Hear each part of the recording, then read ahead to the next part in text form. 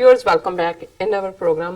दर्शकों, जिस तरह के डॉक्टर साहब ने जो अज के अहम इशू सन वो तुहाडे नाल शेयर किए और तुहाडे कमेंट्स भी आपां तुहाडे नाल शेयर किए। हुण आपां अज दा जो विचार है गुरबाणी विचार गुरमत विचारां आपां डॉक्टर साहब कोलों सुनदे हां। जी डॉक्टर साहब की कहना चाहोगे? देखो, असीं इस सैगमेंट दे विच आम तौर ते रूहानी खजाना जिहड़ा कि गुरु ग्रंथ साहिब और बाकी मजहबां खास तौर पे इस्लाम के हवाले नाल और सैमेटिक धर्मां के हवाले नाल जिहड़े नगेट्स ऑफ स्पिरिचुअल विजडम ने सोन डलियां रूहानी सियाणप दियां रूहानी विवेक दियां ज्ञान दियां दानिशवरी दियां वो डिस्कस करते हैं। ज़ाहिर है कि मजहब का संबंध बहुत सारा डिविनिटी डिवाइन कई हालतां च जिंदगी तो पहला की पिछों की इस संसार तो इलावा इहदे नाल भी जुड़िया है। पर मेरी कोशिश ये हुंदी है कि भी जिहड़ी साडी डे टू डे लाइफ च मजहब की खूबसूरती जां रूहानियत दा असर रूहानियत दा इंपैक्ट किवें साडी जिंदगी नूं प्रभावित करे, साडी जिंदगी दे विच खूबसूरती आए, साडे विहार दे विच वरतों दे विच आपसी जिहड़ा मखलूक दे नाल जनता दे नाल अपने फैलो सिटीजनस दे नाल अपने परिवारां दे विच अपने कामकार दे विच अपने टीममेट्स दे नाल किवें साडा विहार जिहड़ा है उस चों एक रूहानियत दी झलक होए और कुल मिला के साडी जिंदगी दे अंदर ट्रैंक्विलिटी होए, एक अमन होए, एक खेड़ा होए, एक टिका होए। और अज भाई गुरदास जी का 256 नंबर कबित जिहड़ा कि ज़ाहिर है ब्रज भाषा गंगा जमनी तहजीब की लिटररी लैंग्वेज सी 5 सदियां पहला वो 675 कुछ कुल उन्हां दे कबित ने जिहड़ा कबित फॉर्म ऑफ पोइट्री है। और अज दा एक्सक्लूसिवली आम बंदे दी जिंदगी च मिठास उस दे मिठे बोल और ज़ाहिर है भाई गुरदास जी ने जो कुछ भी लिखा है वारां च लिखा है या कबित सवैयां च लिखा है वो गुरु ग्रंथ साहिब की बाणी जिस दी पहली बीट जो खुद लिखारी ने उस दी रोशनी दे विच ही लिखा है। कुछ हालतां च उसे थॉट नूं जिहड़ा गुरु साहब ने बयानिया उसनूं भाई साहब ने होर जिहड़ा लिटररी अंदाज दे विच फरदर उसनूं एक्सपैंड कीता। हुण असीं जदों गुरु नानक साहब दा ये शब्द पढ़दे हैं, सिमल रुख सरायरा अत दीरघ अत मुच ओए जे आवे आस कर जाए निरासे कित फल फिक्के फुल बक बके कम न आवे पत मिठत नीवी नानका गुण चंगियाइयां तत। हुण ज़ाहिर है लंबा शब्द है, मैं इत्थे तक ही रुकांगा। हुण गुरु साहब ने तशबीह जिंदगी दे अंदर साडे ह्यूमिलिटी निमरता जिस नूं आजिज़ी कहंदे हैं असीं आप एक दूसरे दे लई एक प्यार और एक झुकण दी भावना ये सिद्धांत जां प्रिंसीपल जां असूल लई झुकना नहीं, तुहाडे विहार दे विच ह्यूमिलिटी होनी। हंकार प्राइड फाल्स प्राइड दा ऑपोजिट ह्यूमिलिटी है और मिठास तुहाडे बोलां दे विच मिठास होनी। और जदों असीं रब दे गुणां दी गल करदे हां रब की है तो ज़ाहिर है कि रब नूं असीं देखदे तो नहीं पर उहदे गुणां दे नाल ही रब नूं असीं पछाणदे ते रब दे गुण की ने भी गुरु साहब ने एक थां बयानिया कि जिहदे च मिठ बोलड़ा जी हर सज्जण स्वामी मोरा हौ सम्मल थकी जी वो कदे ना बोले कौड़। सो ज़ाहिर है कि जे रब मिठ बोलड़ा है उहदे बोल मिठे ने ते जिहड़े रब दे बंदे ने रब दियां बंदियां ने वो क्यों कौड़े या फिक्के जिहड़ा बोलन।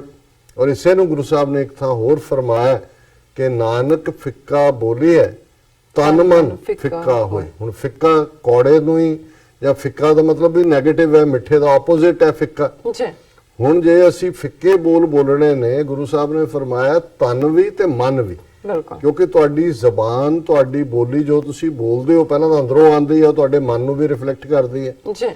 हुण जे किसी घर दे विच चंदन दी लक्कड़ बल रही है तो मीलों तक खुशबू होएगी ते जे अंदर पाथियां जिहड़ियां गोहे दियां वो बल रही है तो गोहे दी मुश्क चारे पासे होए। यही हाल इंसानी जीवन दा जो साडे अंदर कुक हो रहा है ਉਹੀ ਸਾਡੀ ਜ਼ੁਬਾਨ ਤੇ ਆਏਗਾ। ਜੀ ਤੁਸੀਂ ਬਾਹਰੋਂ ਜਿੰਨੇ ਮਰਜ਼ੀ ਆਪਣੇ ਆਪ ਨੂੰ ਸੋਹਣੇ ਬਣਾ ਲਓ, ਜੇ ਅੰਦਰ ਕ੍ਰੋਧ ਦੀ ਅੱਗ ਬਲ ਰਹੀ ਹੈ, ਐਂਗਰ ਦੀ ਬਲ ਰਹੀ ਹੈ, ਅੱਖਾਂ ਵੀ ਲਾਲ ਹੋ ਜਾਣਗੀਆਂ, ਚਿਹਰਾ ਵੀ ਕੁਝ ਹੋਰ ਤਰ੍ਹਾਂ ਹੋਏਗਾ, ਤੇ ਮੂੰਹੋਂ ਫਿਰ ਕਿਦਾਂ ਦੇ ਸ਼ਲੋਕ ਨਿਕਲਣਗੇ, ਇਹ ਤਾਂ ਸ਼ਲੋਕ ਸੁਣਨ ਵਾਲਾ ਹੀ ਦੱਸ ਸਕਦਾ ਵੀ ਉਹਦੇ ਨਾਲ ਕੀ ਵਾਪਰਦੀ ਹੈ। ਸੋ ਇਹ ਜਿਹੜਾ ਸਾਰਾ ਅੱਜ ਦਾ ਕਵਿਤਾ ਹੈ ਭਾਈ ਗੁਰਦਾਸ ਜੀ ਦਾ, ਇਸ ਗੱਲ ਦੇ ਉੱਤੇ ਹੀ ਹੈ ਕਿ ਮਿੱਠਾ ਬੋਲਣਾ ਕੀ ਤਬਦੀਲੀ ਲਿਆਂਦਾ ਹੈ, ਤੇ ਕੌੜਾ ਜਾਂ ਫਿੱਕਾ ਜੇ ਅਸੀਂ ਉਹਨੂੰ ਕਹਿਣਾ ਹੋਏ ਉਸ ਦੇ ਕੀ ਪ੍ਰਭਾਵ ਨੇ। ਜੀ। ਭਾਈ ਸਾਹਿਬ ਇਸ ਕਵਿਤ ਫਰਮਾਉਂਦੇ ਨੇ, ਮਧੁਰ ਬਚਨ ਸਮ ਸਰ ਨ ਪੁਜਸ ਮਦ, ਕਰਕ ਸ਼ਬਦ ਸਰ ਬਿਖ ਨਾ ਬਿਖਮ ਹੈ, ਮਧੁਰ ਬਚਨ ਸੀਤਲਤਾ ਮਿਸ਼ਟਾਨ ਪਾਨ, ਕਰਕ ਸ਼ਬਦ ਸਤ ਪਤ ਕਟ ਕਮ ਹੈ, ਮਧੁਰ ਬਚਨ ਕੈ ਤ੍ਰਿਪਤ ਔ ਸੰਤੋਖ ਸ਼ਾਂਤ, ਕਰਕ ਸ਼ਬਦ ਅਸੰਤੋਖ ਦੋਖ ਸ਼ਰਮ ਹੈ, ਮਧੁਰ ਬਚਨ ਲਗ ਅਗਮ ਸੁਗਮ ਹੋਏ, ਕਰਕ ਸ਼ਬਦ ਲਗ ਸੁਗਮ ਅਗਮ ਹੈ। ਹੁਣ ਜਦੋਂ ਅਸੀਂ ਮਿੱਠੇ ਦੀ ਗੱਲ ਕਰਦੇ ਹਾਂ, ਮਿੱਠਿਆਂ ਦੇ ਵਿੱਚ ਕੀ ਚੀਜ਼ ਹੈ? ਬਾਬਾ ਫਰੀਦ ਦਾ ਉਹ ਸ਼ਲੋਕ ਕੇ ਜਿਹਦੇ ਉਹਨਾਂ ਨੇ ਕਿਹਾ ਵੀ ਫਰੀਦਾ ਸ਼ੱਕਰ ਖੰਡ ਨਿਵਾਤ ਗੁੜ ਮਾਖਿਓ ਮਾਝਾ ਦੁੱਧ ਸਭੇ ਵਸਤੂ ਮਿੱਠੀਆਂ ਰੱਬ ਨਾ ਪੁੱਜਨ ਤੁਧ। ਪਰ ਜ਼ਾਹਰ ਹੈ ਜੇ ਅਮਰੀਕਨ ਜਾਂ ਆਪਣੇ ਪਰਸਪੈਕਟਿਵ ਤੋਂ ਵੀ ਦੇਖੀਏ, ਹਨੀ ਤੋਂ ਮਿੱਠਾ ਸਾਨੂੰ ਕੁਝ ਵੀ ਨਹੀਂ ਲੱਗਦਾ। ਇਸੇ ਲਈ ਇਹਨਾਂ ਨੇ ਜਿਹਨੂੰ ਪਿਆਰ ਨਾਲ ਐਡਰੈਸ ਕਰਨਾ ਹੁੰਦਾ ਕਹਿੰਦਾ ਹੀ ਹਨੀ ਨੇ, ਹਨੀ ਕਹਿੰਦੇ ਨੇ।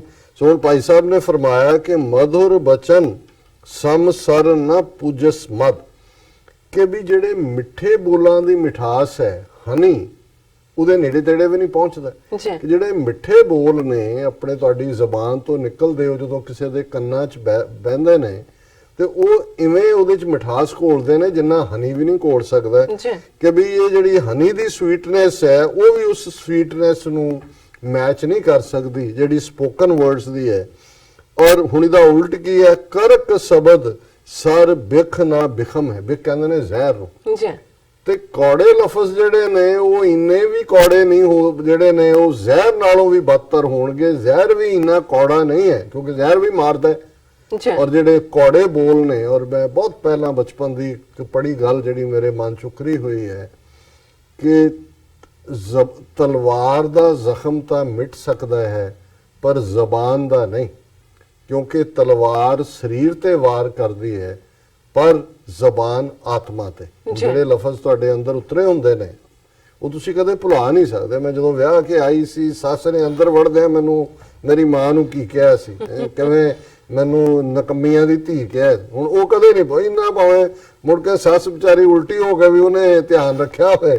ਸੋ ਇਹ ਹੈ ਜਿਹੜਾ ਤਲਵਾਰ ਦਾ ਵਾਰ ਨਾਲੋਂ ਖਤਰਨਾਕ ਹੈ। ਸੋ ਭਾਈ ਸਾਹਿਬ ਕਹਿੰਦੇ ਨੇ ਕਿ ਇਹ ਜਿਹੜਾ ਕੌੜਾ ਸ਼ਬਦ ਹੈ, ਕਰਕ ਸ਼ਬਦ ਹੈ, ਜੀ ਇਹ ਤਾਂ ਜ਼ਹਿਰ ਵੀ ਦੇ ਮੁਕਾਬਲੇ ਕੁਛ ਨਹੀਂ ਹੈ। ਫਿਰ ਦੂਸਰਾ ਭਾਈ ਸਾਹਿਬ ਕਹਿੰਦੇ ਨੇ ਮਧੁਰ ਬਚਨ ਸੀਤਲਤਾ ਮਿਸ਼ਟਾਨ ਪਾਨ, ਕਿ ਜਦੋਂ ਗਰਮੀਆਂ ਦੇ ਵਿੱਚ ਤੁਸੀਂ ਗਰਮੀ ਨਾਲ ਉਬਲ ਰਹੇ ਹੁੰਦੇ ਹੋ, ਤੁਹਾਨੂੰ ਕੋਈ ਠੰਡਾ ਪੀਣ ਲਈ ਦਿੰਦਾ ਹੈ, ਉਹ ਭਾਵੇਂ ਸ਼ਿਕੰਜਵੀ ਹੈ, ਉੱਥੇ ਸ਼ਰਬਤ ਹੁੰਦੇ ਸੀ, ਅੱਜ ਦੇ ਜ਼ਮਾਨੇ 'ਚ ਕੋਕ ਤੇ ਦੂਸਰਾ ਜੀ ਭਾਈ ਸਾਹਿਬ ਕਹਿੰਦੇ ਨੇ ਕਿ ਵੀ ਇਹ ਜਿਹੜੇ ਮਿੱਠੇ ਸ਼ਬਦ ਨੇ ਇਹਨਾਂ ਦਾ ਮੁਕਾਬਲਾ ਜਿਹੜੀਆਂ ਗਰਮੀਆਂ ਦੇ ਵਿੱਚ ਬਹੁਤ ਕੋਲਡ ਡਰਿੰਕਸ ਨੇ ਜਿਹੜੀਆਂ ਤੁਹਾਨੂੰ ਬਹੁਤ ਸ਼ਾਂਤੀ ਦਿੰਦੀਆਂ, ਟਿਕਾ ਦਿੰਦੀਆਂ ਗਰਮੀ ਦੇ ਵਿੱਚ, ਉਹ ਵੀ ਮੁਕਾਬਲਾ ਨਹੀਂ ਕਰ ਸਕਦਾ। ਕਰਕ ਸ਼ਬਦ ਸਤ ਪਤ ਕਟੂ ਕਮ ਹੈ।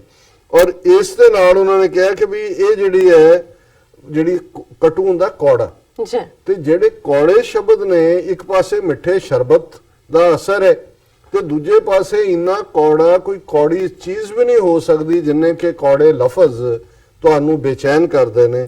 ਔਰ ਫਿਰ ਭਾਈ ਸਾਹਿਬ ਨੇ ਫਰਮਾਇਆ ਮਧੁਰ ਬਚਨ ਕੈ ਤ੍ਰਿਪਤ ਔ ਸੰਤੋਖ ਸ਼ਾਂਤ, ਕਿ ਵੀ ਜਦੋਂ ਕੋਈ ਮਿੱਠੇ ਬੋਲ ਬੋਲਦਾ ਜਿਹਦੇ ਕੰਨਾਂ 'ਚ ਪੈਂਦੇ ਨੇ ਜਾਂ ਜਿਹੜਾ ਬੋਲਣ ਵਾਲਾ ਹੈ ਉਹਦੇ ਅੰਦਰ ਵੀ ਇੱਕ ਤ੍ਰਿਪਤੀ ਹੁੰਦੀ ਹੈ, ਇੱਕ ਸੈਟੀਸਫੈਕਸ਼ਨ ਹੁੰਦੀ ਹੈ, ਔਰ ਇਸ ਦੇ ਵਿੱਚ ਸੰਤੋਖ ਹੁੰਦਾ ਹੈ, ਕੰਟੈਂਪਲੇਸ਼ਨ ਹੁੰਦੀ ਹੈ, ਔਰ ਇਸ ਦੇ ਨਾਲ ਨਾਲ ਕੰਟੈਂਟਮੈਂਟ ਹੁੰਦੀ ਹੈ। ਉਹ ਤੁਹਾਡੇ ਅੰਦਰ ਇੱਕ ਟਿਕਾਅ ਹੁੰਦਾ ਹੈ। ਕਰਕ ਸ਼ਬਦ ਅਸੰਤੋਖ ਦੋਖ ਸ਼ਰਮ ਹੈ, ਕਿ ਜਿਹੜੇ ਕੌੜੇ ਲਫ਼ਜ਼ ਨੇ ਉਹ ਤੁਹਾਡੇ ਅੰਦਰ ਡਿਸਕੰਟੈਂਟਮੈਂਟ ਪੈਦਾ ਕਰਦੇ ਨੇ, ਉਹ ਤੁਹਾਡੇ ਅੰਦਰ ਇੱਕ ਥਕਾਵਟ ਪੈਦਾ ਕਰਦੇ ਨੇ, ਔਰ ਮਾੜੇ ਜਿਹੜੇ ਵਕਾਰ ਨੇ ਉਹ ਮਨ ਦੇ ਵਿੱਚ ਆਉਂਦੇ ਨੇ। ਅਖੀਰ 'ਚ ਭਾਈ ਸਾਹਿਬ ਨੇ ਫਰਮਾਇਆ ਮਧੁਰ ਬਚਨ ਲਗ ਅਗਮ ਸੁਗਮ ਹੋਏ, ਕਿ ਜੇ ਤੁਹਾਡੇ ਲਫ਼ਜ਼ ਬੋਲ ਮਿੱਠੇ ਨੇ ਨੋ ਮੈਟਰ ਕਿੰਨਾ ਟਫ ਕੋਈ ਕੰਮ ਹੈ, ਕਿੰਨੀ ਮੁਸ਼ਕਲ ਕੋਈ ਸਮੱਸਿਆ ਹੈ, ਮਧੁਰ ਬਚਨ ਲਗ ਅਗਮ ਸੁਗਮ ਹੋਏ। ਜਿਹੜੀ ਡਿਫਿਕਲਟ ਸਿਚੁਏਸ਼ਨ ਹੈ ਉਹ ਆਸਾਨ ਹੋ ਜਾਂਦੀ ਹੈ। ਜੀ ਕਰਕ ਸ਼ਬਦ ਲਗ ਸੁਗਮ ਅਗਮ ਹੈ। ਪਰ ਉਹੀ ਕੌੜੇ ਬੋਲ, ਕੌੜੇ ਲਫ਼ਜ਼ ਜਿਹੜੇ ਨੇ, ਜਿਹੜੀ ਸਿਚੁਏਸ਼ਨ ਬਿਲਕੁਲ ਕੰਟਰੋਲ 'ਚ ਹੈ ਉਹਨੂੰ ਵੀ ਬਦਤਰ ਬਣਾ ਦਿੰਦੇ ਨੇ। ਸੋ ਇਹ ਅੱਜ ਦਾ ਲੈਸਨ ਹੈ। ਜੀ ਸੋ ਗੁੱਸਾ ਨਹੀਂ ਕਰਨਾ, ਗੁੱਸਾ ਨਹੀਂ ਕਰਨਾ, ਮਿੱਠਾ ਬੋਲਣਾ, ਮਿੱਠ ਬੋਲੜਾ ਜੀ ਹਰ ਸੱਜਣ ਸਵਾਮੀ ਸੁਆਮੀ ਮੋਹਰਾ। ਮੋਹਰਾ। ਜੀ ਡਾਕਟਰ ਸਾਹਿਬ ਤੁਹਾਡਾ ਬਹੁਤ ਬਹੁਤ ਸ਼ੁਕਰੀਆ, ਤੁਸੀਂ ਅੱਜ ਦੇ ਅਹਿਮ ਇਸ਼ੂ ਤੇ ਅੱਜ ਦਾ ਵਿਚਾਰ ਸਾਡੇ ਦਰਸ਼ਕਾਂ ਨਾਲ ਸਾਂਝਾ ਕੀਤਾ। ਅਸਾਂ ਆਪਣੇ ਵਿਊਅਰਸ ਕੋਲ ਨੇ ਇਜਾਜ਼ਤ। ਵਿਊਅਰਸ, ਸਾਡੇ ਪ੍ਰੋਗਰਾਮ ਦਾ ਸਮਾਂ ਇੱਥੇ ਸਮਾਪਤ ਹੁੰਦਾ। ਤੁਸੀਂ ਆਪਣੀ ਰਾਏ ਤੇ ਸੁਝਾਅ ਸਾਨੂੰ ਭੇਜਣਾ ਭੁੱਲਣਾ ਸਾਡੇ ਇਸ ਪਤੇ ਤੇ sos@tv4.tv ਤੇ ਅਸੀਂ ਆਪਣਾ ਪ੍ਰੋਗਰਾਮ ਲੈ ਕੇ ਫਿਰ ਦੁਬਾਰਾ ਹਾਜ਼ਰ ਹੋਵਾਂਗੇ। ਤਦ ਤੱਕ ਲਈ ਮੈਨੂੰ ਤੇ ਆਪਣਾ ਸੁਣਾ ਗਿਆ ਦੋ ਦੇਖਦੇ ਰਹੋ TV4 ਲਾ ਦਿਓ ਫਤਿਹ। ਵਾਹਿਗੁਰੂ ਜੀ ਕਾ ਖਾਲਸਾ, ਵਾਹਿਗੁਰੂ ਜੀ ਕੀ ਫਤਿਹ।